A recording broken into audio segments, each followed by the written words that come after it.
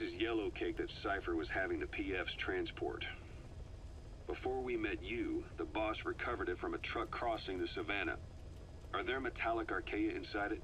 Yes, the Archaea metabolize uranium-235 to subsist.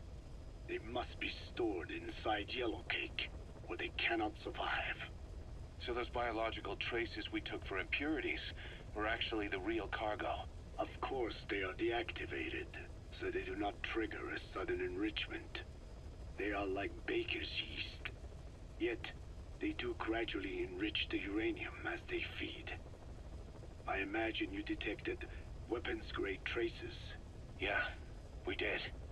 And the malachite that was loaded on the truck had traces of uranium in it too. So that's the flower, huh? Skullface was gonna sell do-it-yourself nuke kits. The uranium-enriching Archaea complete with the user's manual. And the ores with the uranium could be sourced by the client or provided by Cypher. Even the trace amounts buried in common ores can be enriched to weapons-grade uranium by the metallic Archaea. Proving that must have been the most important factor of the trials. That and the ability to successfully prevent detonation. So if the amounts of uranium in the ores are low enough, they can get past any inspection. And you only need a tiny amount of the Archaea to act as the yeast. No great challenge to smuggle that either.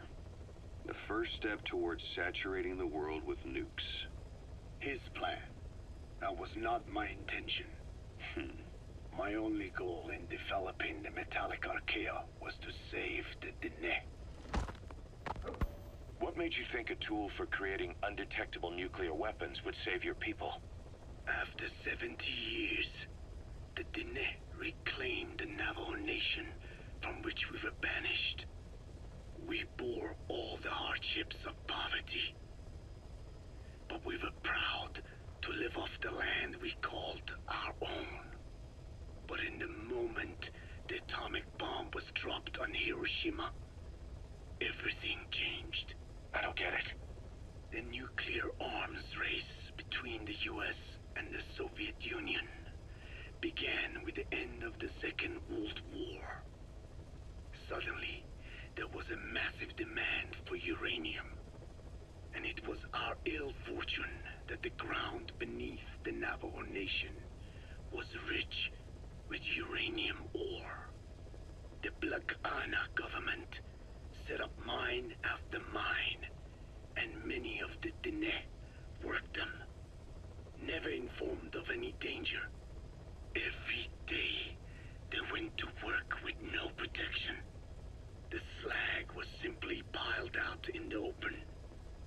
When rain fell, uranium traces left behind would seep out, and when the ground dried, it was blown about as dust.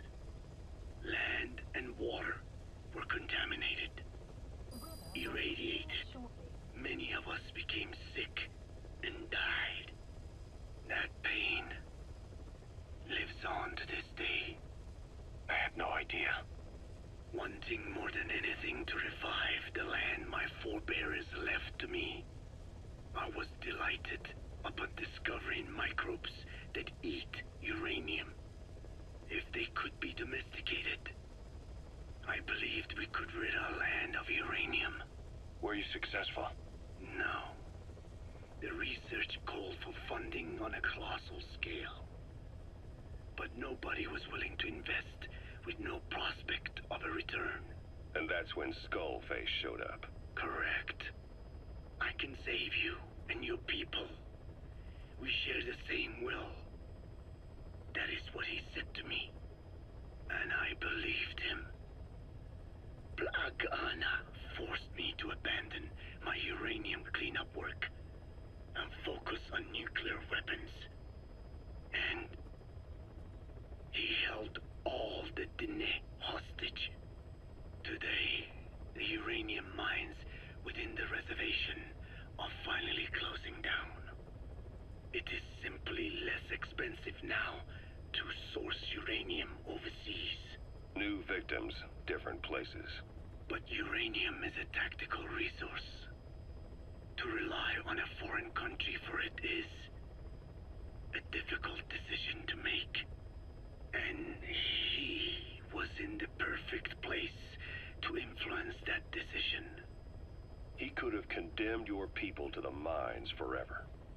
The contamination comes not only from uranium. The fallout from the Nevada nuclear tests also settled on our lands. As if our fortune were not already bad enough, we are also